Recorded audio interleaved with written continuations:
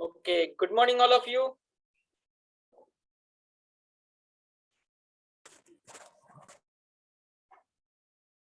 Yes, Mayur. Good morning sir. आपको screen दिखाई दे रही है सबको? यहाँ Yes, पर मैंने sir. श्री गणेश वो और अपना शीट से श्री गणेश जूनियर कॉलेज कोराड़े दिखाई दे रहा है ना? Yes sir. ओके, महक ने कहा है good afternoon. Very good afternoon महक। तो मैं गुड मॉर्निंग बोला क्योंकि थोड़ा सा फील भी होना चाहिए ना कि हम मॉर्निंग का लेक्चर ले रहे हैं, इसलिए मैंने गुड मॉर्निंग बोला सबको। सो आपने खाना खा लिया होगा और सो मत जाना लेक्चर में। ठीक है, चलो स्टार्ट करते हैं। सो मैंने कल कहा था कि आपको इसके डाउट्स सॉल्व करने हैं, तो काफी कम बच्चों ने ये जो डाउट्स थे वो जो एक्सरसाइज थे वो कंप्लीट किए। तो मैं फिर से बताता हूँ, फिर से ज्यादा एक्सरसाइज सॉल्व करना। जो मेरे पास आज डाउट आए हैं मैं उन्हीं का डिस्कशन देने वाला हूँ। ठीक है, चलो फिर स्टार्ट करते हैं।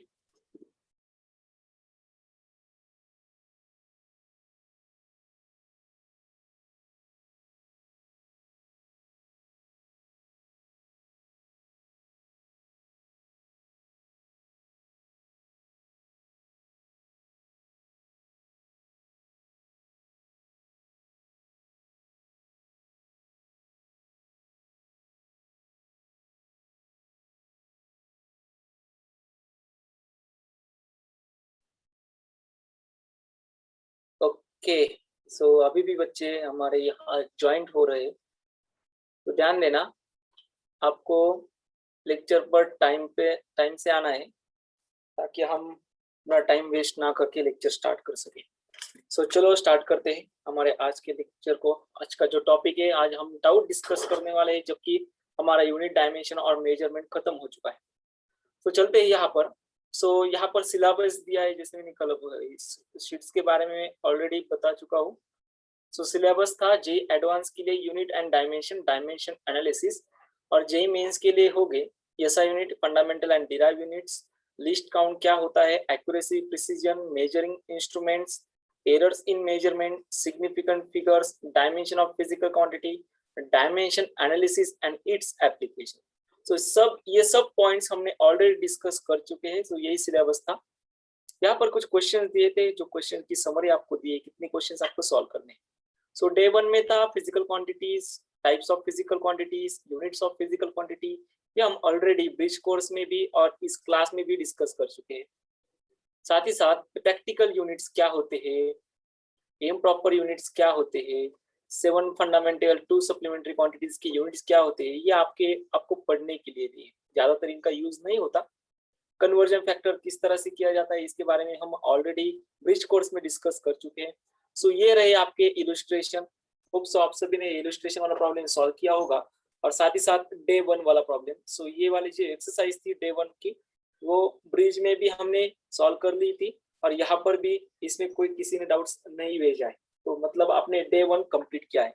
सो काफी सारे बच्चे, देखो मेरे पास जो होमवर्क आया है, वो होमवर्क मैं बताता हूँ कितने बच्चों का है। सिर्फ 2 या 3 बच्चों का ही होमवर्क मेरे पास आया है। यानी प्रांजल का होमवर्क मुझे रेगुलरली आता है, और प्रणव चौधरी का होमवर्क आया था मुझे, जिसने सॉल्व किया था, और श्रेष का भी होमवर्क आया था, श्रेष का। तो इतने सारे बच्चे, देखो इतने सारे बच्चों, सिर्फ 3 ही बच्चों में से, मतलब हमारी क्लास 30 स्टूडेंट्स की है, उस 30 स्टूडेंट में से सिर्फ 3 ही बच्चों ने मुझे होमवर्क सेंड किया है।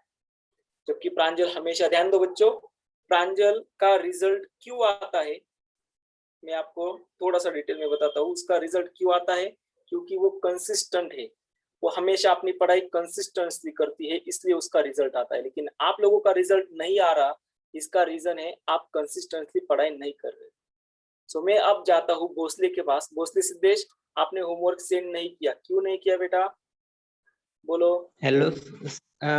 किया था डे 1 का और डे 2 का होमवर्क, सेंड किया डाउट्स था। नहीं, आगे वाले सॉल्व नहीं किया, आगे वाले सेंड नहीं किए ना तुमने? ओ सर, आज कर देंगे। देखो आपको फोटो अगर मैं तो हिंदी में बोलूंगा क्योंकि हमारे लेक्चर रिकॉर्डेड जाने वाले हैं, तो आप मराठी में बोल सकते हो, कोई दिक्कत नहीं। ठीक है, चलो। सो आज मुझे आपके होमवर्क आना चाहिए। ठीक है, अब आगे आते हैं हम गणेश ठानवी के पास। यस गणेश, आपने होमवर्क कंप्लीट क्यों नहीं किया? कोई फालतू वाला रीजन मत देना, जो जेन्युइन रिजल्ट होगा वही बताना, कोई फालतू वाला रिजल्ट नहीं चाहिए। बोलो, मैंने कल बताया था कल की क्लास में, बोलो क्या कोई बता सकता है? मैंने कल की क्लास में बताया कि आपको होमवर्क कंप्लीट करना है, बताया था, यस और नो? बोलो। अगर नहीं बताया होता तो कई बच्चों ने मुझे होमवर्क नहीं सेंड किए होते। तो इसका जो रिजल्ट है वो क्या निकलता है कि मैंने कल लेक्चर में बताया था कि आपको होमवर्क कंप्लीट करना है, होमवर्क के डाउट्स मुझे सेंड करने हैं। तो अभी हमारे पास इतना टाइम नहीं है कि हम हर एक बच्चे से डिस्कस कर सके कि आपने क्यों होमवर्क कंप्लीट नहीं किया। तो कल से अगर आपका होमवर्क नहीं आता, थोड़ा सा स्ट्रिक्ट होता हूं मैं, कल से अगर आपका, यानी आज जो मैं होमवर्क बताने वाला हूँ, अगर आपका होमवर्क आज शाम तक नहीं आया तो जिन बच्चों ने मुझे होमवर्क सेंड किया है वही हमारे क्लास में एनरोल होंगे, वही बच्चे हमारे कल का लेक्चर सुन पाएंगे, पढ़ पाएंगे। जो बच्चों ने होमवर्क नहीं किया, मैं उन बच्चों को क्लास में एनरोल नहीं करूंगा, एडमिट नहीं करूंगा। ठीक है, सो ये आपके लिए फर्स्ट एंड लास्ट वार्निंग, आगे से ऐसा नहीं होगा, ऐसी मैं आपसे अपेक्षा करता हूँ। चलो आप आगे चलते हैं। ठीक है, ओके। सो डे 1 में तो कोई डाउट नहीं था, आगे आते हैं। सो ये मेजरमेंट ऑफ लेंथ, लेंथ किस तरह से मेजर की जाती है, पैरेलैक्स मेथड क्या होती है, मास कैसे मेजर किया जाता है, टाइम कैसे मेजर किया जाता है, हम इस सब के बारे में डिस्कस कर चुके हैं। ये इलस्ट्रेशन थे आपके लिए। सो मैंने पहले ही बता चुका हूँ कि इलस्ट्रेशन सॉल्व कैसे करते हैं। इलस्ट्रेशन सॉल्व करते समय ये जो सॉल्यूशन वाला पार्ट है ना, ये जो सॉल्यूशन वाला पार्ट, तो हमेशा याद रखना, ये पूरा का पूरा सॉल्यूशन वाला पार्ट आप छुपा दो, इसे हाइड कर दो, इसे हाइड कर दो। और इसे हाइड करने के बाद अब आप क्वेश्चन सॉल्व करो। जब आप ये क्वेश्चन सॉल्व करोगे तो आपकी खुद की एक मेथड होगी, ये वाली आपकी खुद की मेथड है। तो सिर्फ कंपेयर करना कौन सी आसान लगती है। ये वाली आसान लगी तो इससे ये वाली प्रोसेस को कंटिन्यू करो। अगर आप खुद ने इसे सॉल्व किया, खुद से सॉल्व किया हो, तो अपनी खुद वाली जो प्रोसेस होगी, वो मेथड होगी, वही यूज करो। ओके, तो ये कुछ इंस्ट्रक्शन थे आपके लिए कि इलस्ट्रेशन वाली प्रॉब्लम किस तरह से सॉल्व करते हैं। इलस्ट्रेशन की प्रॉब्लम सॉल्व करते समय आपको सॉल्यूशन छुपाना है, हाइड करना है, और बाद में उस क्वेश्चन को सॉल्व करना है। ठीक है, चलो आगे चलते हैं। 2 मिनट, क्या हुआ देखते हैं। ये आते, ये सेकंड वाला इलस्ट्रेशन था आपके लिए। डे 2 होमवर्क था। अब डे 2 में जो डाउट्स थे वो डाउट्स में लेने वाला हूँ। कई बच्चों ने डे 2 में डाउट्स भेजे थे। सो फर्स्ट सेकंड थर्ड तो डाउट्स में नहीं था, फोर्थ भी डाउट्स में नहीं था, लेकिन ये फिफ्थ वाला क्वेश्चन डाउट्स में था। तो चलो अब हम चलते हैं इस फिफ्थ वाले क्वेश्चन के ऊपर, जो डाउट्स में है वो हम अब लेने वाले हैं। तो ये रहा फिफ्थ वाला क्वेश्चन आपके स्क्रीन पर, शायद आपको दिखाई दे रहा होगा। ये वाला फिफ्थ वाला क्वेश्चन दिखाई दे रहा है, बोलो जल्दी। यस, क्या? Okay, very good.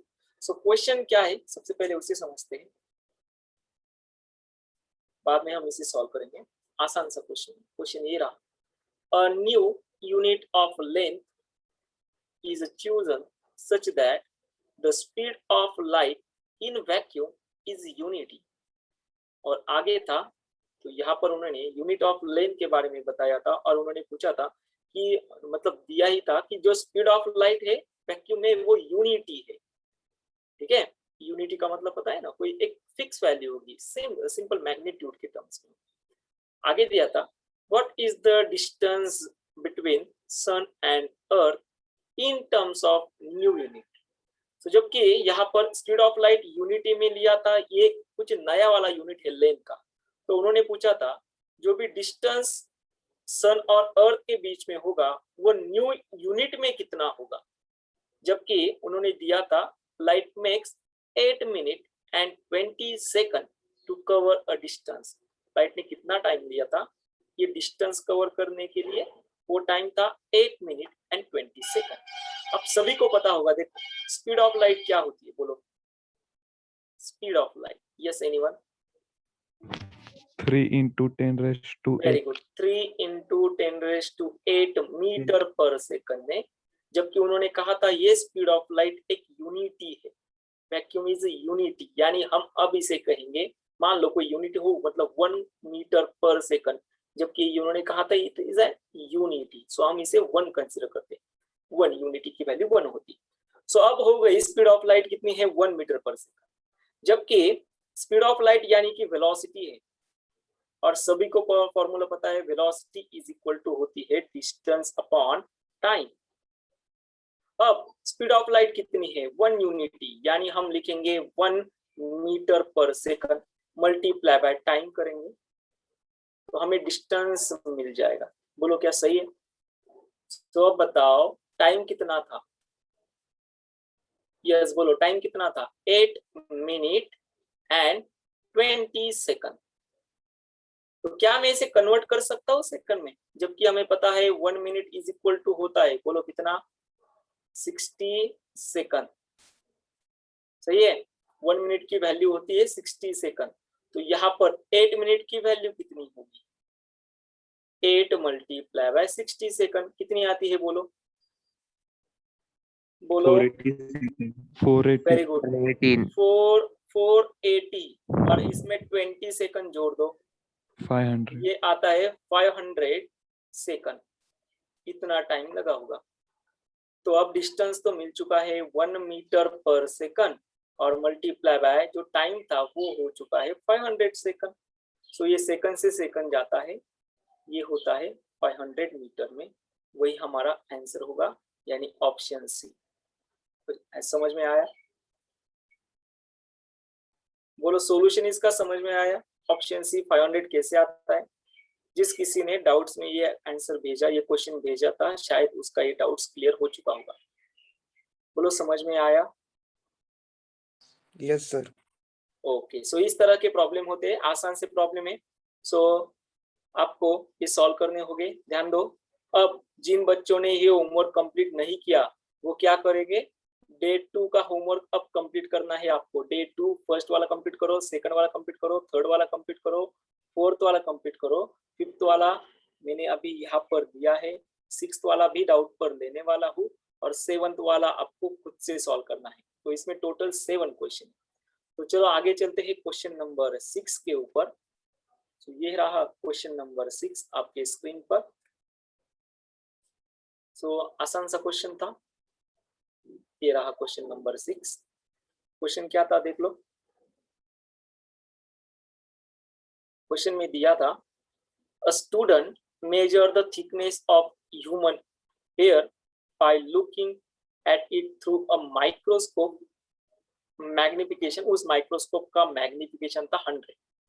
He makes, कितने ऑब्जर्वेशंस लिए उसने उसी ह्यूमन एयर की जो उसी थिकनेस फाइंड करनी थी, मैग्निफिकेशन था माइक्रोस्कोप का 100, तो उसने 20 ऑब्जर्वेशंस लिए, और 20 ऑब्जर्वेशंस के ऊपर उसने फाइंड किया जो भी एवरेज विड्थ थी ह्यूमन हेयर की, एवरेज विड्थ वो थी 3.5 मिलीमीटर जितनी।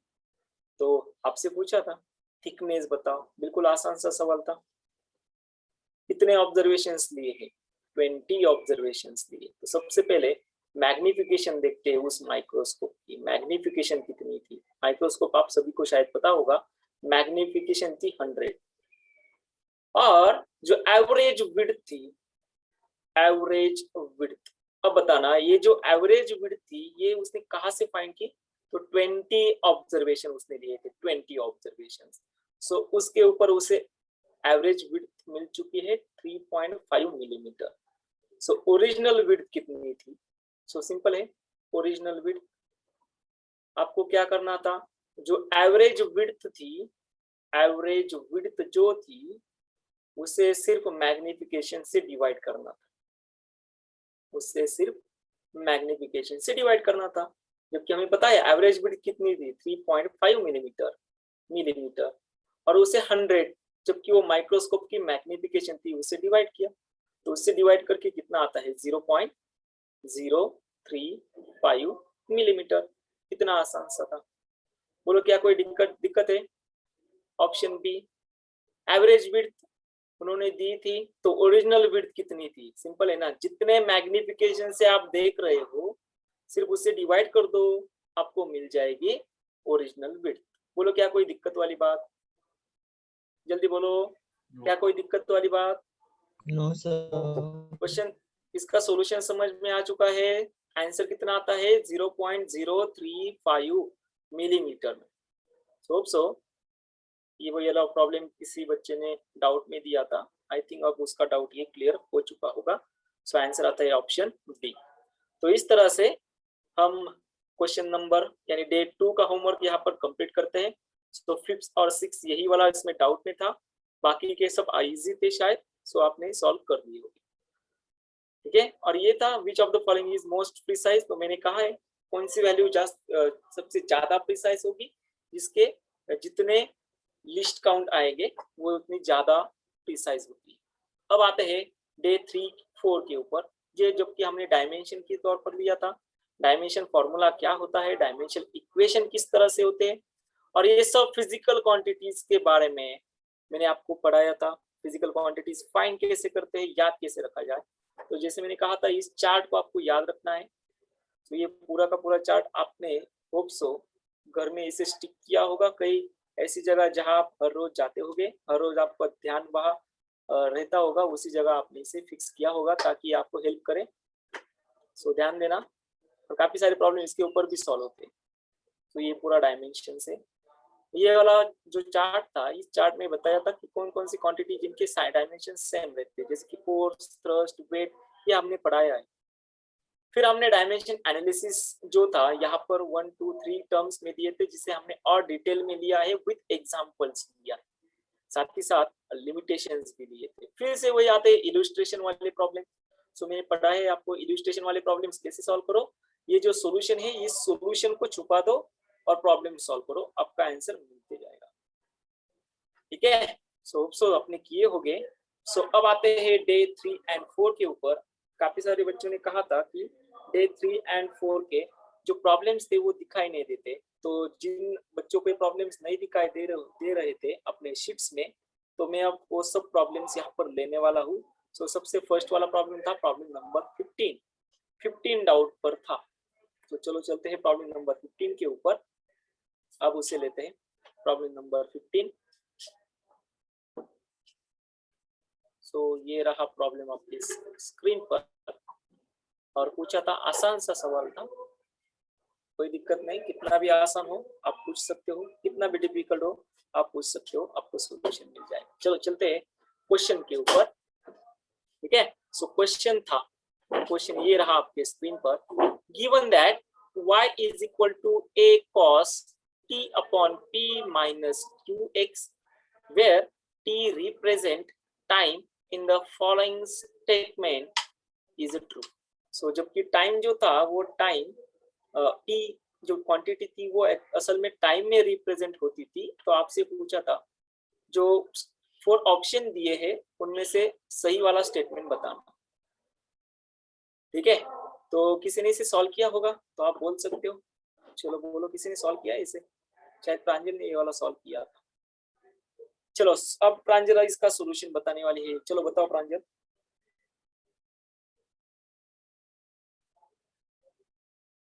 यस प्रांजल बोल सकते हो आप, मेरी आवाज आ रही है? The unit of t same as p। Very good, इसका जो आंसर था वो था unit of T is same as that of P. तो इसे कैसे सॉल्व करते हैं समझते हैं चलो। जबकि हमें पता है जो भी terms cos, sine, cot, tan in angle के बीच में आती है, यानी ये जो एंगल था ये असल में ये एंगल है, ये कोई थीटा वाली टर्म होगी ना, तो ये क्या है, एंगल। और सभी को पता है, हमने लिया भी है, जो एंगल वाली टर्म होती है वो असल में क्या होती है, डायमेंशनलेस होती है। क्या होती है, डायमेंशनलेस।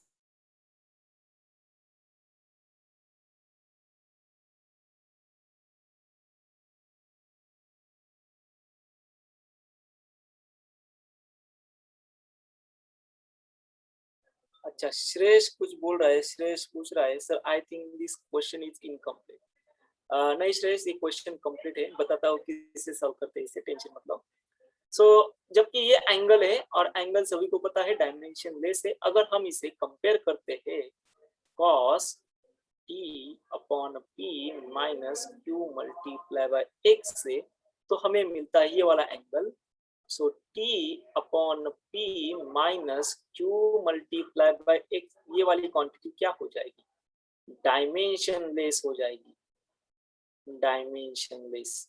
और सभी को पता है डायमेंशन लेस लिखते हैं m0 l0 t0। सिर्फ इसे इलोबरेट करना होगा, यानी अब हम इसे लिखेंगे t upon p is equal to q multiply by x।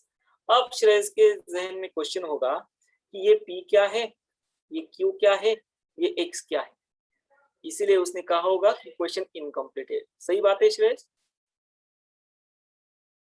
बोलो श्रेयस, बोल सकते हो आप, जल्दी बातें करो। सही श्रेयस, क्या ये आपका डाउट सही था कि p नहीं दिया, q नहीं दिया, x नहीं दिया, इसलिए आपने बोला क्वेश्चन इनकम्प्लीट है, सही है ना? बोलो जल्दी। Okay very good. अब चलते, ध्यान दो, सिर्फ ऑप्शन देखो। The unit of x is same as that of q। ध्यान दो, ये q नहीं पता, ये x नहीं पता, ये p नहीं पता, लेकिन t मतलब ये क्या है? टाइम है। तो टाइम के डायमेंशन क्या आने वाले हैं? m0 l0 t1, t1, ये टाइम के डायमेंशन है। तो आपको q नहीं पता, x नहीं पता, p नहीं पता, इसे छोड़ दो। अगर मैं जनरल कहूंगा तो q के डायमेंशन टाइम जितने आने वाले हैं, x के डायमेंशन टाइम जितने आने वाले हैं, लेकिन क्या p के डायमेंशन टाइम जितने आएंगे? नहीं आ सकते। p के डायमेंशन टाइम जितने नहीं आ सकते। सिर्फ मैं देखूंगा कि t is equal to T upon p is equal to होगा q मल्टीप्लाई बाय x। तो मैं इसे सिंपल कहूंगा कि जो टाइम के डायमेंशन थे, अगर मैं p यहाँ लेकर आऊंगा तो टाइम के dimension is equal to p हो गए, टाइम के dimension is equal to q हो गए, और टाइम के dimension is equal to x भी हो गए। सिर्फ मैंने क्या क्या अरेंज किया ना, t is equal to p q multiply by x। तो आप बोल सकते हो कि p के डायमेंशन टाइम जितने, q के डायमेंशन टाइम जितने, और x के डायमेंशन टाइम जितने। यानी यहाँ से कौन सा स्टेटमेंट करेक्ट होगा? सो सबसे फर्स्ट वाला देखते हैं, ध्यान दो, सबसे फर्स्ट वाला देखते हैं। सो सबसे फर्स्ट वाला स्टेटमेंट क्या कहता है? The unit of x is same as that of q। क्या x और q के डायमेंशन सेम हो सकते हैं? बिल्कुल नहीं। जबकि हम फाइंड करेंगे तो x के डायमेंशन टाइम जितने हैं, यानी फर्स्ट वाला हमारा जो ऑप्शन था वो रॉन्ग था। The unit of x is same as that of t, वो भी नहीं। थर्ड वाला, the unit of t is same as that of q, yes. Time के और q के डायमेंशन सेम हो सकते हैं अगर हम यहाँ लेकर जाए तो, जो कि डायमेंशनल एनालिसिस की प्रॉपर्टी होती है। तो यहाँ से ऑप्शन सी और ऑप्शन डी, ये दोनों ऑप्शन हमारे करेक्ट आते हैं। बोलो बात समझ में आई? तो प्रांजल ध्यान देना, यहाँ पर दो ऑप्शन करेक्ट है। ये मल्टीपल चॉइस में क्वेश्चन आता है कि कौन सा स्टेटमेंट करेक्ट होगा। बोलो क्या कोई दिक्कत वाली बात?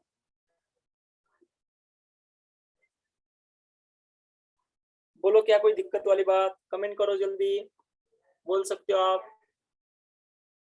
और जल्दी बोलना जरा। नो डाउट है? सर। डाउट है? प्रांजल डाउट है? No, sir. ओके चलो फिर आगे चलते हैं। सो इसका बिल्कुल आसान था, ऑप्शन सी और ऑप्शन डी इसका करेक्ट था, यानी ये मल्टीपल चॉइस वाला हुआ। सो एडवांस में इस तरह से मल्टीपल चॉइस क्वेश्चन आते हैं, ध्यान देना हमेशा। अब आते हैं हमारे नेक्स्ट प्रॉब्लम पर। सो जो नेक्स्ट प्रॉब्लम था वो दिखाई नहीं दिया था, वो था प्रॉब्लम नंबर 17। सो कई बच्चों ने इसे सॉल्व भी किया है और कई बच्चों को ये प्रॉब्लम दिखाई नहीं दिया था, तो कोई वाली दिक्कत वाली बात नहीं, हम इसे फिर से लेते हैं। सो ये रहा प्रॉब्लम नंबर 17 आपके स्क्रीन के ऊपर। Problem number 17 is here is. So देखते हैं प्रॉब्लम में क्या दिया था। इस तरह से, assuming that the mass m of the largest stone that can be moved by flowing a river depends upon velocity of the water, its density, and the acceleration due to gravity, then m is directly proportional to the. So ध्यान दो, आसान सा सवाल था।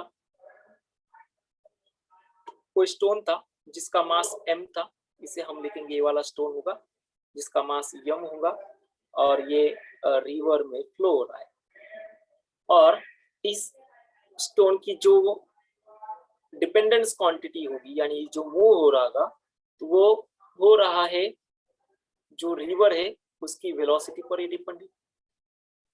जो river flowing river की जो density है, वाटर की जो डेंसिटी है वहां पर वो डिपेंड होगा, और वो उसकी जो एक्सेलरेशन ड्यू टू ग्रेविटी यानी अर्थ ग्रेविटेशनल फोर्स उस पर कोई डिपेंड्स होगा। यानी हम लिखेंगे m is directly proportional to the v raised to x, rho raised to y and g raised to z। तो मैंने आपको सिखाया है x, y और z की वैल्यू कैसे फाइंड करते हैं। तो सबसे पहले हम लिखते हैं मास के डायमेंशन। सो मास के डायमेंशन आने वाले हैं, बोलो m1 l0 t0 is equal to कोई प्रोपोर्शनलिटी कांस्टेंट लेते हैं, और फिर है वेलोसिटी के डायमेंशंस। चलो बताओ वेलोसिटी के डायमेंशन, यस एनीवन, जल्दी बोलो। m0 l1 m0 t l1 t minus raised to बोलो, minus. सही है। तो इसे हम लिखेंगे m0 l1 t raised to -1 raised to power x। चलो अब बताना डेंसिटी के डायमेंशंस। डेंसिटी जबकि होती है मास अपॉन वॉल्यूम। चलो बोलो डेंसिटी के डायमेंशन, जल्दी बोलो। m1 l raised to -3. Very good, m1 l raised to -3 t raised to 0। यहाँ हम लिखेंगे m1 l raised to -3 t raised to 0 जबकि उसकी पावर है y। और अब आते हैं एक्सेलरेशन, जबकि ये एक्सेलरेशन है तो ये होती है वेलोसिटी अपॉन टाइम। बोलो इसके dimensions. m0 m0 l1 l1 t raised to -2.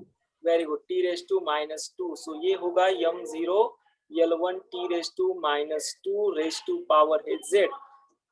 बस अब पावर की जो क्वांटिटी है उसे सिर्फ इक्वेट करना है।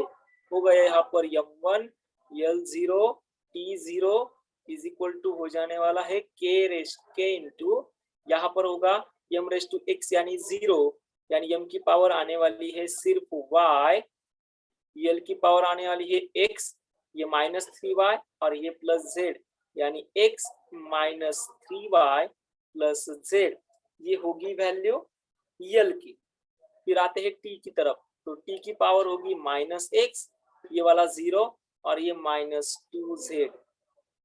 बस अब लेफ्ट हैंड साइड और राइट हैंड साइड के कोएफिशिएंट को सिर्फ इक्वेट करना है। तो अगर हम यहाँ देखते हैं तो यहाँ पर 1 इज इक्वल टू y मिलता है, यानी y की वैल्यू हमारे पास है 1। ठीक है, फिर आते हैं हम l की तरफ। सो ये आती है 0 is equal to x -3y plus z, और यहाँ पर आते हैं ये वाली थर्ड वाली टर्म्स, ये होने वाली है यहाँ पर लिखते से, ये होने वाली है x माइनस मतलब 0 is equal to -x -2z। तो इस इक्वेशंस के ऊपर आपको वैल्यू मिल जाएगी, वो होगी -2z is equal to x, यानी z इज इक्वल टू आने वाला है -x/2। ठीक है, तो आपके पास x की वैल्यू यहाँ से आप फाइंड करोगे इस इक्वेशन से, y की वैल्यू आप फाइंड करोगे जबकि y की वैल्यू आपको पता है 1 है, और z की वैल्यू इस इक्वेशन में सब्स्टिट्यूट कर दो, आपको मिल जाएगा m रेज़ टू v की पावर।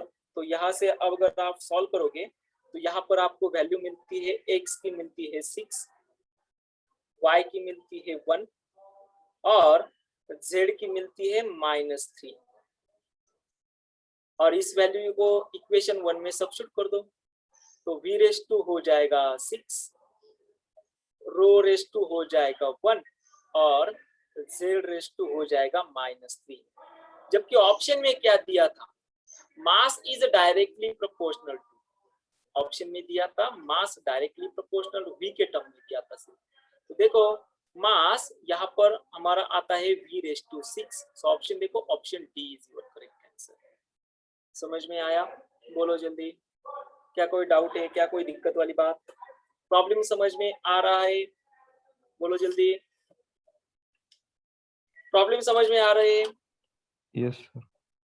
अगर डाउट हो तो बिंदास पूछ लेना, आप पूछ सकते हो, कोई दिक्कत वाली बात नहीं है।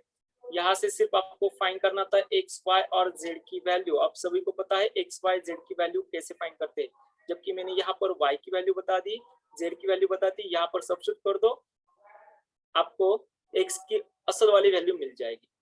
तो इस तरह से तो एक्स की वैल्यू आती है 6, वाई की वैल्यू आती है 1, जेड की वैल्यू आती है -3। जबकि ऑप्शन में दिया था मास प्रोपोर्शनल के टर्म्स में कितना होगा। तो यहाँ पर v⁻⁴ क्या 3 होगा? नहीं आता। क्या v⁻⁴ आता है? बिल्कुल नहीं। क्या v⁻⁵ आता है? बिल्कुल नहीं। लेकिन v⁻�6 आता है ना।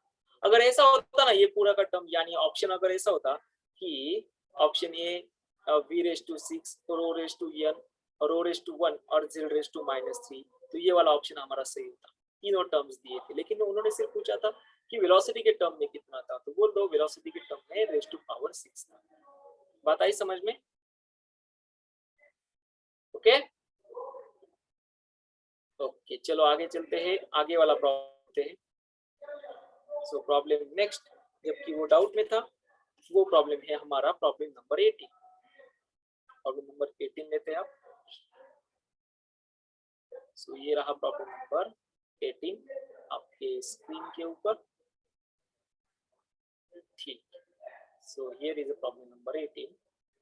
आसान सा प्रॉब्लम था, फिर से वही वाली क्वांटिटी उन्होंने दी थी, और मैं फिर से बताता हूँ जो भी इसका सॉल्यूशन था वो प्रॉब्लम में ही था, सिर्फ आपको अच्छे से पढ़ना था।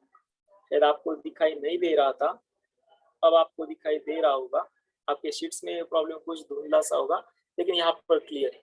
सो प्रॉब्लम है, if P represents a radiation pressure, C represent speed of light, and Q represent a radiation energy striking a unit area per second। तो यहाँ पर उन्होंने जो P, Q और साथ ही साथ जो C है, उन सब के डायमेंशन यानी फिजिकल क्वांटिटी को मेंशन किया है, डिफाइन किया है। जबकि उन्होंने कहा था P एज अ प्रेशर है, रेडिएशन प्रेशर है, यानी वो रेडिएट होने वाला प्रेशर होगा, कोई लाइट होगी तो स्पीड ऑफ लाइट के टर्म में चलती होगी। तो स्पीड ऑफ लाइट के टर्म में कोई ऑब्जेक्ट चलेगा और उसके ऊपर कोई फोर्स लगेगी एक यूनिट एरिया पर, तो वो प्रेशर हो जाएगा, ऑब्वियसली वो रेडिएशन प्रेशर होगा।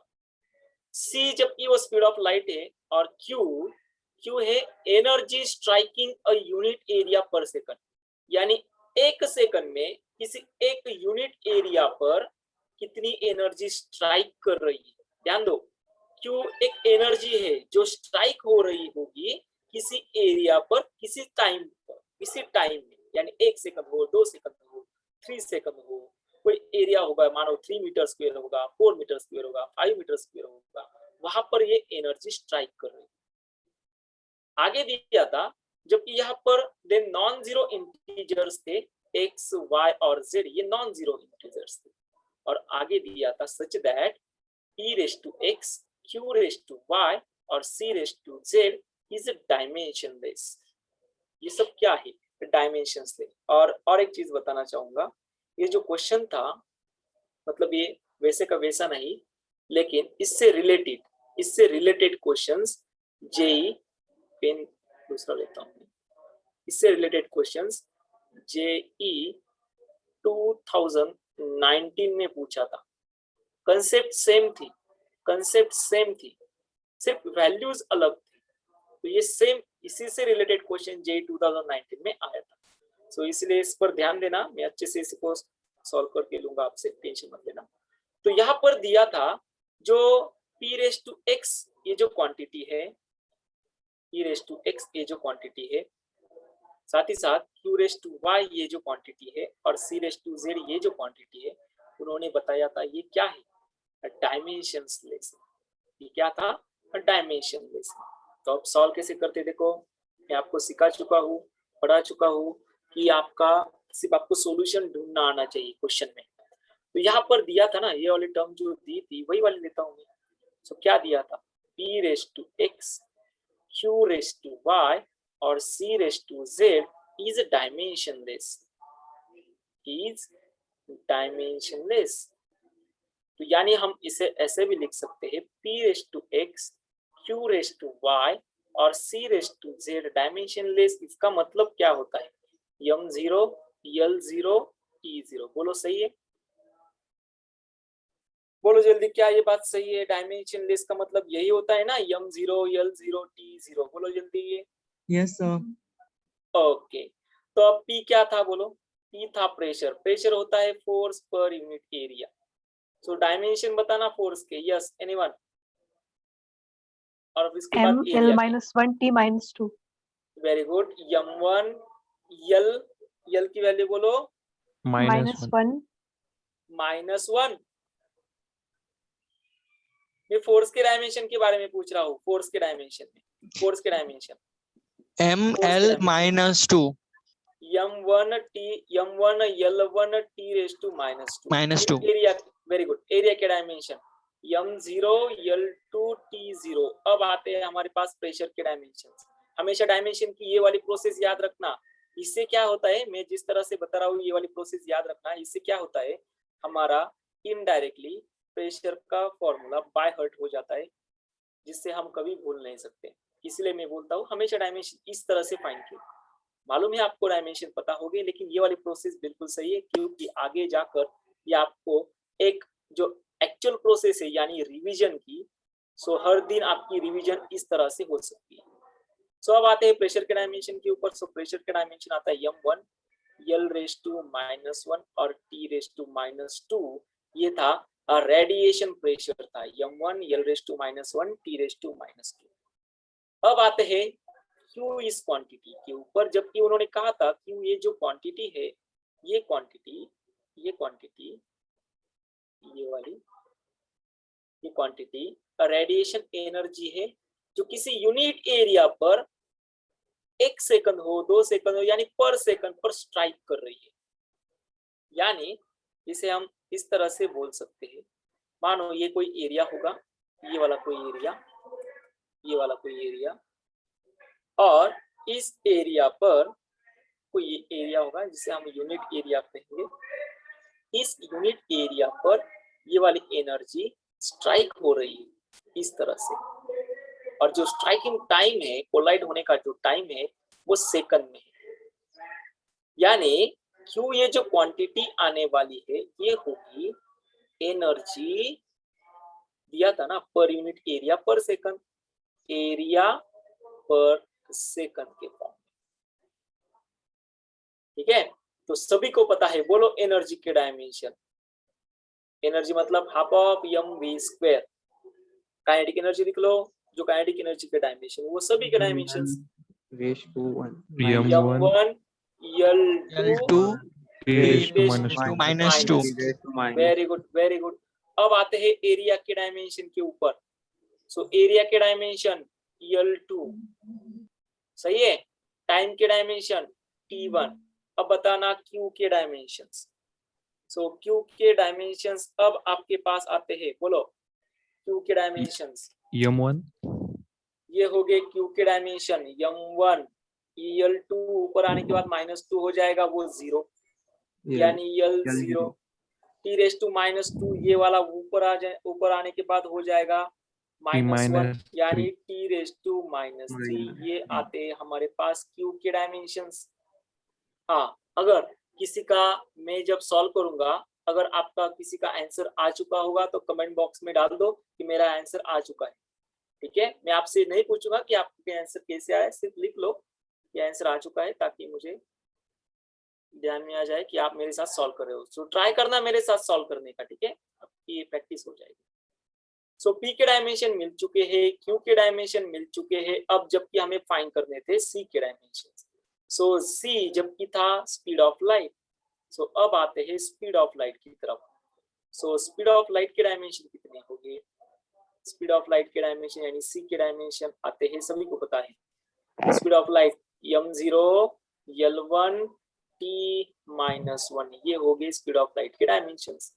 सो बस इन तीनों क्वांटिटीज को अब हमें सब्स्टिट्यूट करना है, p के डायमेंशन, q के डायमेंशन और c के डायमेंशन। यानी p के डायमेंशन अब आते हैं m1 l-1 t-2 raise to power x, q के dimension m1 l0 t raise to -3 raise to power y और c के dimension m0 l1 t-1 raise to power z is equal to आने वाला है m0 l0 t0। इस तरह से बस अब डायमेंशन एनालिसिस वाला रूल यूज करो, कोएफिशिएंट को कंपेयर करो और आपको मिल जाएंगे आपके रिलेशन। सो यहाँ पर मैं पावर से मल्टीप्लाई कर लेता हूँ, तो ये आने वाला है m raise to x l raise to -x t raise to -2x इस तरह से। फिर ये आने वाला है m raise to y l raise to 0 t raise to -3y। फिर ये आता है m raise to 0 l raise to z t raise to -z और पावर आती है m0 l0 t0 इस फॉर्म।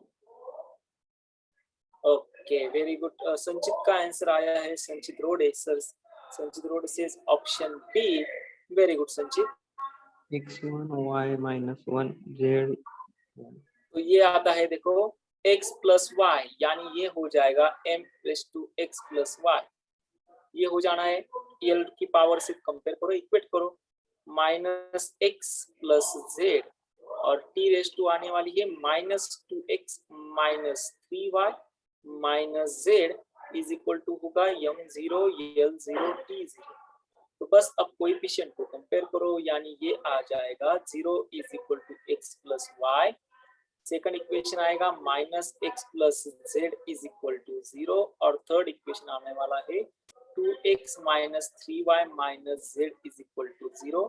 सो ये तीनों इक्वेशन आपके पास है, इसे साइमल्टेनियस प्रोसेस से सॉल्व करो और आपके पास मिल जाने वाले x की वैल्यू आती है 1, y की वैल्यू आती है -1 और z की वैल्यू आती है 1। सॉल्व कर पाओगे इसे?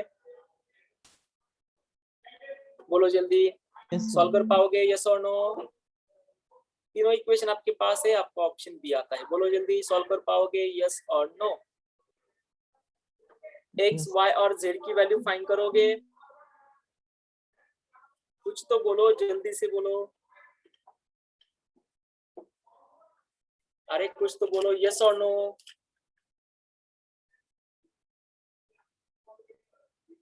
ओके यस, ठीक है, वेरी गुड। अब चलते हैं आगे वाले टॉपिक के ऊपर। सो ये वाला इस तरह से सॉल्व करते हैं। फिर से बताता हूँ, जबकि उन्होंने ऑप्शन में दिया था, मतलब वो क्वेश्चन में ही दिया था p raise to x, q raise to y और c रेज़ टू z, ये असल में एक डायमेंशन लेस है। सो डायमेंशन लेस इसका मतलब क्या होता है, m0 l0 t0 इस तरह से। सो बस प्रेशर यानी force per unit area, pressure के डायमेंशन फाइंड किए। जबकि उन्होंने q के बारे में दिया था, q ये जो टर्म्स है ये कौन सी थी? रेडिएशन एनर्जी स्ट्राइक हो रही है किसी यूनिट एरिया पर सेकंड में, यानी इसे सिंपल में लिखेंगे हम एनर्जी डिवाइडेड बाय एरिया पर सेकंड। तो हमें मिलते हैं q के डायमेंशन। सो c तो जनरली स्पीड ऑफ लाइट था, सो ये मिल गए हमारे स्पीड ऑफ लाइट के डायमेंशंस। बस इन सभी वैल्यूज को यहाँ पर मैंने सब्स्टिट्यूट किया, सॉल्व किया। x plus y is equal to 0 आया, -x plus z is equal to 0 आया, -2x -3y z is equal to 0 आया। तो इन तीनों इक्वेशन को मैंने साइमल्टेनियसली सॉल्व किया, तो x इज इक्वल टू 1 आता है, y इज इक्वल टू -1 आता है और z इज इक्वल टू 1 आता है, यानी कि हमारा ऑप्शन था ऑप्शन बी। ओके, तो आई थिंक आपको ये प्रॉब्लम क्लियर हो चुका होगा। चलो आगे चलते हैं नेक्स्ट वाले प्रॉब्लम के ऊपर। सो जो नेक्स्ट वाला प्रॉब्लम था वो था प्रॉब्लम नंबर 19। डाउट में था, कोई दिक्कत नहीं, हम उससे भी लेते हैं। सो प्रॉब्लम नंबर 19 के ऊपर अब हम चलेंगे। सो ये रहा प्रॉब्लम नंबर 19 आपके स्क्रीन के ऊपर। आसान सा क्वेश्चंस था, सो ध्यान दो कैसे सॉल्व करते हैं ये भी बताता हूँ। सो कोई बच्चों को ये दिखाई नहीं दे रहा था, अब शायद आपको क्लियर हो रहा होगा। सो क्वेश्चन था द यूनिट, ये वाला क्या आ गया, अलग वाला हाइलाइटर लेते हैं। चलो ये वाला, द यूनिट ऑफ लेंथ, फिर है वेलोसिटी और फिर है फोर्स आर डबल। ओके, जो लेंथ थी, वेलोसिटी थी, जो फोर्स थी, इसकी यूनिट्स हमने डबल किए और पूछा था which of the following is correct change in other units. तो कहाँ से चेंज होगा यूनिट्स में, अदर यूनिट्स में? तो ऑप्शन था unit of time is double, unit of mass is double, unit of momentum is double और unit of energy is double. चलो चलते हैं इसे सॉल्व कैसे करते देखो, ध्यान दो। तो सबसे पहले जो जो क्वांटिटीज दी थी उनमें से हायर क्वांटिटीज लेते हैं, लेंथ थी, वेलोसिटी थी और फोर्स था, तो फोर्स देते हैं। चलो फोर्स सभी को पता है, फोर्स इज इक्वल टू होता है मास मल्टीप्लाई बाय एक्सीलरेशन, ठीक है ना। तो यानी हम इसे लिख सकते हैं मास मल्टीप्लाई बाय एक्सीलरेशन होता है वेलोसिटी अपॉन टाइम, ठीक है। तो ऑप्शन देखो, ऑप्शन में मास था, टाइम था, मोमेंटम और एनर्जी थी। तो ये इस पर से यहाँ के कंसेप्ट के ऊपर से मैं मास की एक फॉर्मूला डिराइव करता हूँ, तो वो होगा mass is equal to force multiply by time divided by होगी वेलोसिटी, ठीक है। ये वाली मास की क्वांटिटी, इसे मैं बोलता हूँ, चलो this is called as a equation 1। अब आगे आते हैं, जबकि आगे वाली क्वांटिटी वेलोसिटी थी, वेलोसिटी थी। सो वेलोसिटी क्या होती है? वेलोसिटी होती है डिस्टेंस अपॉन टाइम, जबकि डिस्टेंस होता है लेंथ में। तो जबकि ऑप्शन में दिया था टाइम मास के टर्म में, तो यहाँ पर हमने मास का इक्वेशन फाइंड किया। अब हम आगे चेक करने वाले हैं जो मास की यूनिट होगी क्या वो डबल होगी या फिर नहीं, उसके टर्म्स के ऊपर चलते हैं। तो ध्यान दो, वेलोसिटी होगी डिस्टेंस अपॉन टाइम, जबकि टाइम होगा डिस्टेंस अपॉन वेलोसिटी। सो अब ध्यान दो, जबकि उन्होंने यहाँ पर जो यूनिट्स थे वो यूनिट्स डबल किए थे। सो टाइम का यूनिट था सेकंड, डिस्टेंस का यूनिट होता है मीटर में, हम एसआई में लेते सब, और वेलोसिटी थी मीटर पर सेकंड, ठीक है ना। तो उन्होंने दिया था ये जो सेकंड वाली टर्म है, ये जो सेकंड वाली टर्म अगर डिस्टेंस डबल होगा यानी 2m होगा, इसे हम इक्वेशन 1 कहेंगे, इसे हम इक्वेशन 2 कहेंगे। चलो, जबकि मास सेकंड प्राइम, नया टाइम क्या होगा वो हमें पता करना होगा, नया टाइम। तो ये वाला ओरिजिनल टाइम होगा, इनिशियल वाला टाइम। सो नया टाइम होगा सेकंड प्राइम, नया मास होगा m prime is equal to mass नहीं सॉरी लेंथ, ठीक है। हम इसे कंफ्यूजन दूर करने के लिए इसे हम यल लिखते हैं, यल यानी होगा लेंथ। सो नई जो लेंथ थी वो twice of the original length थी, यानी डबल हो चुकी है। सो इसे हम लिखेंगे 2l, और वेलोसिटी भी बढ़ चुकी है, यानी हम इसे लिखेंगे 2v के टर्म में। सो क्या सेकंड, नया वाला सेकंड, ये 2 और 2 यूनिट में था इसलिए मैंने कैंसिल किया, तो ये पुराने वाले सेकंड की तरह ही आता है। सो क्या second prime is equal to second आएगा? बोलो जल्दी, यहाँ पर था ना second is equal to L upon V, ये वाला इक्वेशन 2 था। सो नए वाला सेकंड भी आ चुका है यल अपॉन वी, यानी हम क्या कह सकते हैं, इक्वेशन 2 और इक्वेशन 3 आर सेम। बोलो जल्दी बोलो, टाइम नहीं हमारे पास। क्या इक्वेशन 2 और इक्वेशन 3 सेम है? यस और नो? बोलो, क्लास में एक्टिव रहो, बोलो जल्दी, कमेंट करो, बोल सकते हो, माइक ऑन करो, बोलो जल्दी। Yes sir.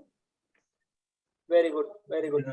सो सभी को बोलना होगा बच्चों, ध्यान दो, बिल्कुल आसान था। वेलोसिटी थी distance upon time is equal to आता है डिस्टेंस अपॉन वेलोसिटी, जबकि ये वाला जो सेकंड था वो टाइम हमने यूनिट में लिया, सेकंड में डिस्टेंस लिया यूनिट में, लेंथ में मीटर था, तो इसलिए यम यानी कंफ्यूज हो सकते थे हम, तो इसलिए मैंने यल लिया। और वेलोसिटी जबकि वो थी वो मीटर पर सेकंड। सो जो लेंथ थी वो बढ़ चुकी है, अब डबल हो चुकी है, और वेलोसिटी वो भी डबल हो चुकी है। तो यूनिट था ना, तो इसीलिए ये वाला 2 और ये वाला 2 कैंसिल हो जाता है, तो नया वाला सेकंड और पुराना वाला सेकंड सेम ही रहता है, यानी टाइम डबल नहीं होगा, तो हमारा फर्स्ट ऑप्शन गलत हो जाएगा। ठीक है, जो करेक्ट चेंज नहीं है टाइम में। अब आते हैं मास की तरफ। So mass is equal to, force double हो रहा है तो इसे हम 2F लिखेंगे। टाइम, टाइम तो यहाँ पर सेम ही रहेगा तो इसे भी हम टाइम लिखेंगे। वेलोसिटी भी डबल हो रही है, सो नया वाला मास इज इक्वल टू, ये 2 and 2 गेट कैंसल, पुराने वाले मास जितना ही होगा। यानी अब आप कह सकते हो कि मास और टाइम में कोई चेंजेस नहीं आते, यानी ऑप्शन बी भी हमारा गलत है। यूनिट ऑफ मास ये डबल नहीं हो रहा, वैसा का वैसा ही है। बात समझ में आई? बोलो जल्दी, क्या बात समझ में आई? क्या मास में चेंजेस हो रहा है? नहीं। क्या टाइम में चेंजेस हो रहा है? बिल्कुल नहीं। बात समझ में आई? क्या कोई दिक्कत वाली बात? क्या कोई दिक्कत वाली बात बोल सकते हो आप? चलो नहीं, आगे चलते। No sir. Okay, very good. अब आगे आते हैं मोमेंटम की तरफ। ध्यान दो, मोमेंटम क्या होता है? फॉर्मूला बताओ मोमेंटम का। बोलो मास जल्दी। Into velocity. Very good, mass into velocity. So नया वाला मोमेंटम क्या होगा? तो क्या नया वाला मास चेंज हो रहा है? नहीं। क्या नई वाली वेलोसिटी डबल हो रही है? यानी नया वाला मोमेंटम क्या होगा? जबकि हमें यहाँ मिल चुका है मास नया वाला और पुराना वाला सेम ही है, लेकिन वेलोसिटी बढ़ रही है, तो आप बोल सकते हो ना कि ये हो जाता है 2 multiply by m multiply by v, यानी नया वाला मोमेंटम बढ़ रहा है। बोलो क्या सही है? क्या नया वाला मोमेंटम बढ़ रहा है? यस और नो? ये देखो, फिर से बताता हूँ, अगर किसी को कोई डाउट हो, दिक्कत हो तो आप पूछ सकते हो, लेकिन ऐसे चुप मत रहो। क्लास में बोल सकते हो आप, कोई डरने वाली बात नहीं। अगर समझ में ना आए तो आप 1000 बार पूछो, मैं आपको इसका सोल्यूशन दे दूंगा, लेकिन चुप मत बैठो क्लास में, बोलो क्लास में, फील आना चाहिए जरा सा। तो अब फिर से बताता हूँ, मोमेंटम की जो टर्म्स थी, मोमेंटम का फॉर्मूला था P is equal to m multiply by v। So नया वाला मोमेंटम होगा नया वाला मास, नई वाली वेलोसिटी। सो जबकि हमें पता है नया वाला मास चेंज नहीं हो रहा यूनिट्स के टर्म में, तो यानी नया वाला मास और पुराना वाला मास सेम ही है, लेकिन वेलोसिटी तो बढ़ रही है ना। यहाँ पर दिया था वेलोसिटी डबल हो रही है, तो इसे 2 टाइम्स लिख लिया, तो 2 मैंने आगे लाया तो मुझे मिल चुका है m मल्टीप्लाई बाय v, जबकि ये m मल्टीप्लाई बाय v क्या था? पुराना वाला मोमेंटम। तो यानी नया वाला मोमेंटम क्या पुराने वाले मोमेंटम से डबल हो रहा है? बोलो। Yes sir. Yes sir. Okay, very good. तो आप बोल सकते हो अब कि मोमेंटम डबल है। ठीक है, अब मुझे बताना एनर्जी क्या होगी। इसी लॉजिक से एनर्जी के बारे में बताओ। चलो सॉल्व करो जल्दी से। इसी लॉजिक से एनर्जी क्या होगी? बोलो। यस यस बोल सकते हो आप।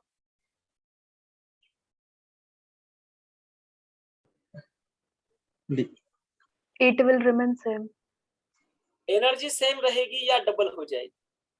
सेम। कंफर्म? चलो मैं एनर्जी का कोई भी फॉर्मूला लेता हूँ। चलो हम एनर्जी का लेते हैं हाफ ऑफ, काइनेटिक एनर्जी का लेते हैं हाफ ऑफ mv²। अब इसके ऊपर सॉल्व करो और बताओ क्या एनर्जी सेम रहेगी या डबल होगी? No sir, it will double. Double रहेगी। इट विल बी डबल, यानी हाफ ऑफ मास, जबकि m prime multiply by v prime square, तो एनर्जी नई वाली होगी। मास तो सेम ही रहेगा लेकिन वेलोसिटी तो बढ़ रही है ना, 2 मल्टीप्लाई बाय v स्क्वायर। ठीक है ना? तो यानी ये 2 का स्क्वायर हो जाएगा 4 इंटू हाफ ऑफ mv², यानी ये डबल भी नहीं हो रही, ये 4 टाइम्स में बढ़ रही है, 4 टाइम्स में बढ़ रही है, क्योंकि वेलोसिटी का स्क्वायर था तो एनर्जी डबल नहीं हो रही, एनर्जी 4 टाइम्स में बढ़ रही है। आई बात समझ में? बात समझ में आई? बोलो जल्दी। Yes sir. Yes sir. Okay, very good. So जिन बच्चों ने लिखा था, शायद न्यानदा ने लिखा था कि सेम रहेगी, नहीं न्यानदा, ये बढ़ता है। कितना बढ़ता है? 4 टाइम्स में बढ़ता है। सो ध्यान देना, अगर यहाँ पर होता ना यूनिट ऑफ मोमेंटम, एडवांस के बारे में बोल रहा हूँ मैं, अगर एडवांस में इस तरह से क्वेश्चन आते कि unit of energy is 4 times भी हो सकता है, यहाँ पर लिखा होगा 4 टाइम्स, यानी आपके 2 ऑप्शन करेक्ट है। ये पार्ट 2 में इसका क्वेश्चन आता है। पार्ट 2 हमारा जो एडवांस का पेपर होता है, इसमें इस तरह के क्वेश्चन होते हैं कि मोमेंटम डबल हो जाएगा और एनर्जी 4 टाइम्स हो जाएगी। तो ध्यान देना, ये दोनों ऑप्शन सही थे, लेकिन यहाँ पर दिया था सिर्फ एनर्जी डबल होगी, तो ये वाला गलत है क्योंकि एनर्जी 4 टाइम्स में बढ़ रही है। ठीक है, तो इस तरह से हमने कुछ क्वेश्चंस एडवांस के भी यहाँ पर कवर कर लिए हैं। शायद फ्यूचर में अगर क्वेश्चन आ जाए तो इस तरह से हम इसे सॉल्व करते हैं, इसलिए इसका ध्यान रखना। सो अब आते हैं हमारे नेक्स्ट क्वेश्चन पर। क्वेश्चन था 21 नंबर का। 21 नंबर का क्वेश्चन जल्दी से इसे सॉल्व करते हैं। तो ध्यान देना, 21 नंबर का क्वेश्चन आसान सा क्वेश्चन था। सो ये रहा 21 नंबर का क्वेश्चन आपके स्क्रीन के ऊपर। क्वेश्चन में दिया था इस तरह से, the dimensional representation of specific resistance in terms of charge Q is. So यहाँ पर उन्होंने दिया था जो स्पेसिफिक रेजिस्टेंस के डायमेंशन आप रिप्रेजेंट करोगे वो चार्ज के टर्म्स में कितने होंगे। सो ध्यान दो, आपने ओम्स लॉ पढ़ा होगा 10th क्लास में, तो उस ओम्स लॉ में हमने रेजिस्टेंस का एक फॉर्मूला लिखा था। वो रेजिस्टेंस का फॉर्मूला था, रेजिस्टेंस एक्चुअली मटेरियल की प्रॉपर्टी होती है। आपने ओम्स लॉ में पढ़ा था, potential difference is equal to I multiply by R, और आप बताओगे R is equal to V upon I। ये असल वाला रेजिस्टेंस का फॉर्मूला नहीं है। ध्यान दो, ये रेजिस्टेंस का फॉर्मूला नहीं है। ये सिर्फ बताएगा कि पोटेंशियल इतने रहने पर, यानी पोटेंशियल V और करंट इतना बढ़ने पर इतना रेजिस्टेंस आएगा, लेकिन ये कहीं भी मेंशन नहीं करता। मान लो आपने कोई वायर ले ली, ये वाली वायर है, ये वाली वायर है, तो इसकी एक प्रॉपर्टी होती है, जब भी आप इस वायर में से कोई भी यहाँ पर इसके दो एंड्स पर अगर आप बैटरी ज्वाइन करोगे तो जो फ्लो ऑफ चार्जेस होंगे, इन फ्लो ऑफ चार्जेस को ये वायर रेजिस्ट करेगी, यानी अपोज करेगी। तो हर एक वायर की अपोज करने की प्रॉपर्टी अलग अलग होती है और वो डिपेंड्स रहती है उसके स्पेसिफिक रेजिस्टेंस के ऊपर। तो इसी तरह से रेजिस्टेंस का असल वाला फॉर्मूला होता है, resistance is directly proportional to the length and resistance is inversely proportional to the unit area, यानी उसके लेंथ के ऊपर उस मटेरियल की रेजिस्टेंस की प्रॉपर्टी होगी और साथ ही साथ उसके एरिया के ऊपर। तो जितना एरिया बढ़ेगा, ध्यान दो, जितना एरिया बढ़ेगा उतना रेजिस्टेंस कम होते जाएगा और साथ ही साथ जितनी लेंथ बढ़ेगी उतना रेजिस्टेंस भी बढ़ेगा। ध्यान दो, रेजिस्टेंस असल में होता क्या है? रेजिस्टेंस होता है किसी भी कंटेनर की प्रॉपर्टी जो फ्लो ऑफ चार्जेस को अपोज करती है। तो उन्होंने वही पूछा था, यानी अगर हम इसे इक्वेट करते हैं जिस तरह से हम ग्रेविटेशनल फोर्स को इक्वेट करते हैं, ग्रेविटेशनल फोर्स क्या होता है? Force is directly proportional to the product of the mass and force is inversely proportional to the square of distance.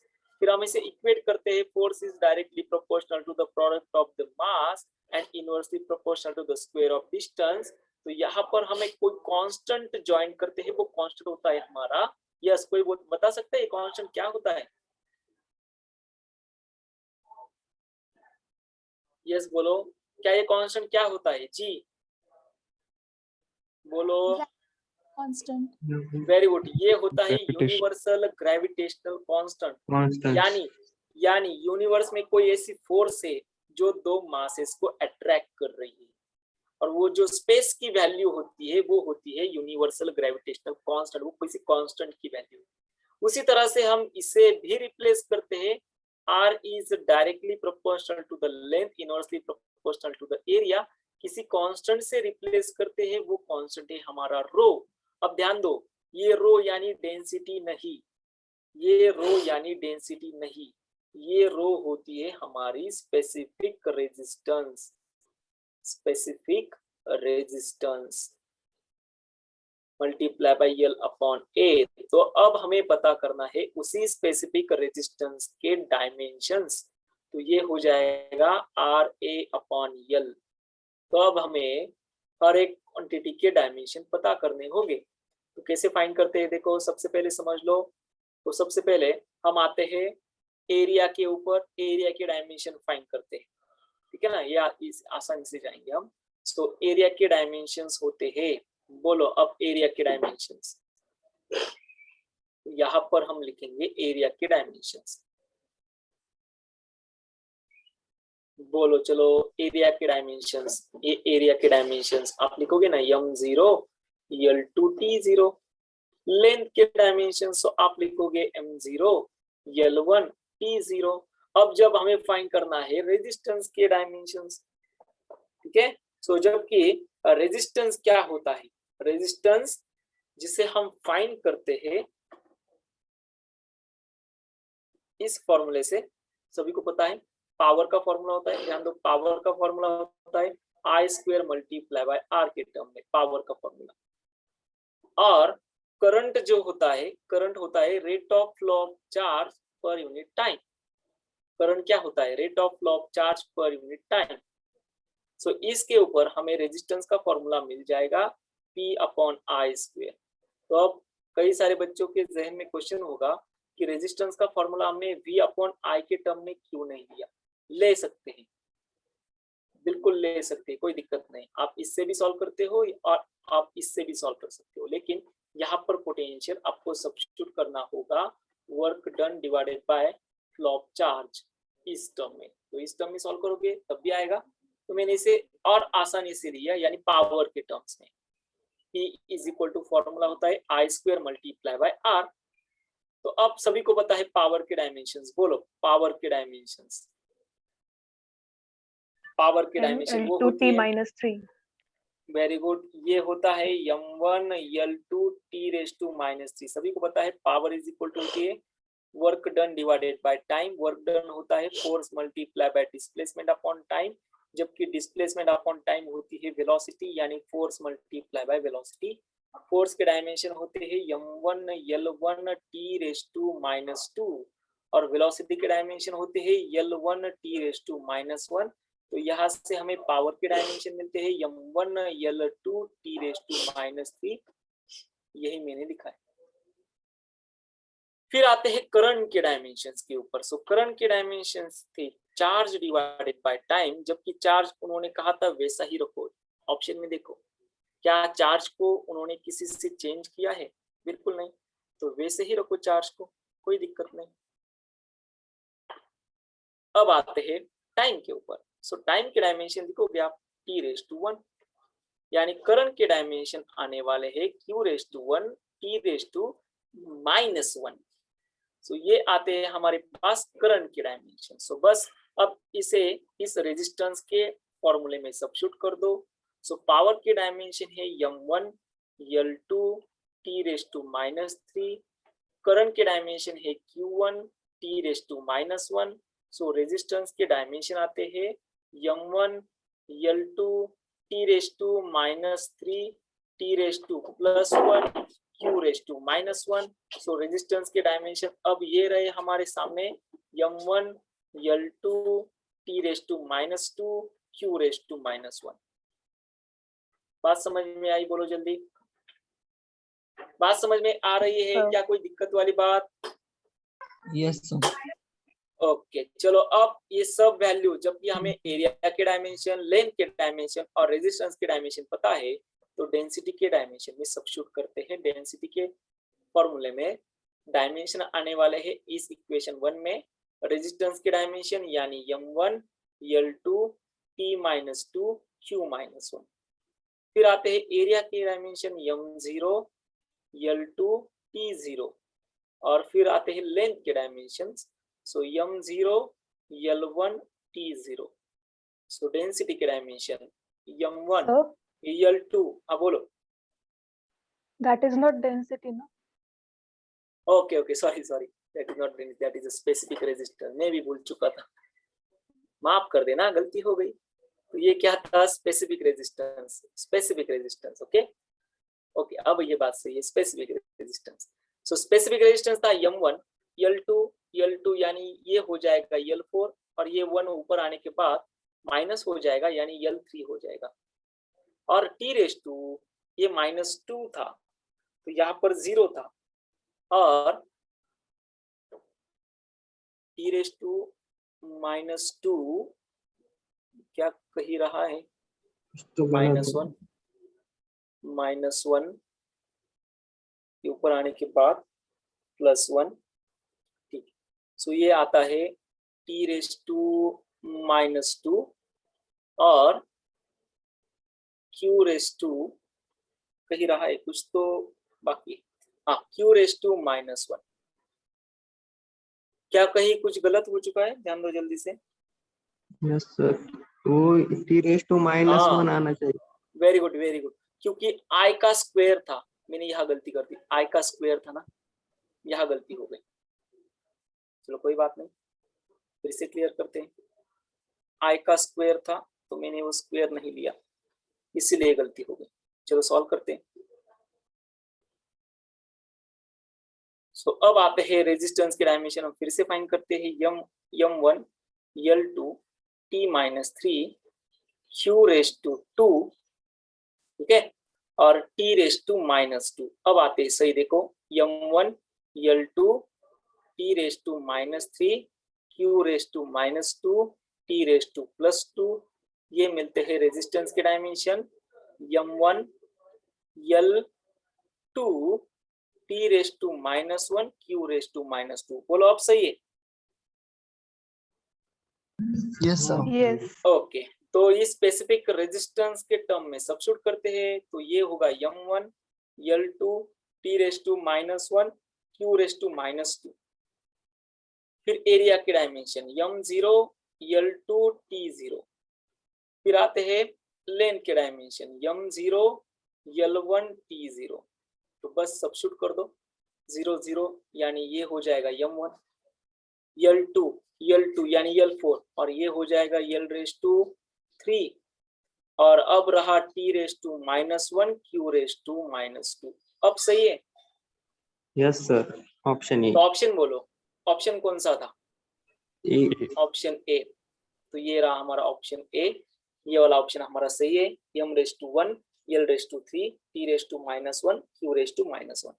सो सबसे पहले ध्यान दो, मैंने रेजिस्टेंस के डायमेंशन निकाले थे, सिंपल सा फॉर्मूला था, power is equal to I² multiply by R, जबकि करंट था चार्ज डिवाइडेड बाय टाइम, जबकि उन्होंने ये डायमेंशन चार्ज के टर्म में बताए थे कितने हो गए, तो इसलिए मैंने चार्ज को वैसे ही रखा, और करंट जबकि वो टाइम था ऊपर लेकर आया, 1 हो चुका था, t रेज टू -1 हो गया।